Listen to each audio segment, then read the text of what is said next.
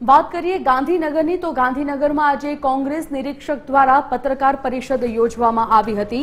ગાંધીનગરમાં કોંગ્રેસ નિરીક્ષક વસમ રેડ્ડીની જિલ્લા પ્રમુખના ઉમેદવાર અંગે પત્રકાર પરિષદ યોજાઈ, જેમાં નિરીક્ષક વસમ રેડ્ડીએ કહ્યું હતું કે જિલ્લા પ્રમુખ તરીકે ઉમેદવારી નોંધાવનાર વ્યક્તિ ઓછામાં ઓછા 5 વર્ષ કોંગ્રેસમાં રહેલા હોવા જોઈએ।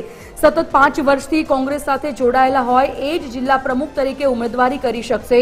કોઈપણ વ્યક્તિ જે 5 વર્ષ પહેલા કોંગ્રેસમાં હોય કે પછી અન્ય પક્ષમાં ગયા અને પછી કોંગ્રેસમાં પરત આવ્યા હોય તેવી કોઈપણ વ્યક્તિ ઉમેદવારી કરી શકશે નહીં। 6 લોકોની પેનલ બનાવવામાં આવશે, જેમાં 50% એસસી, એસટી, ઓબીસી અને મહિલાઓ માટે રહેશે।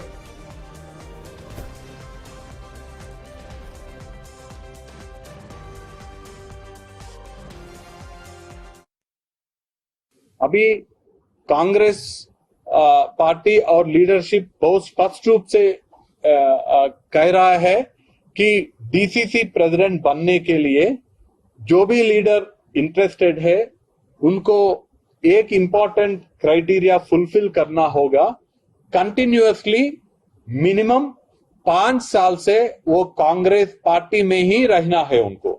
ऐसा नहीं है कि 5 साल पहले कांग्रेस में थे, 2 साल होने के बाद फिर बाहर चले गए, फिर आए, फिर चले गए, फिर आए, उन लोगों को भी कंसिडर नहीं करेंगे पार्टी।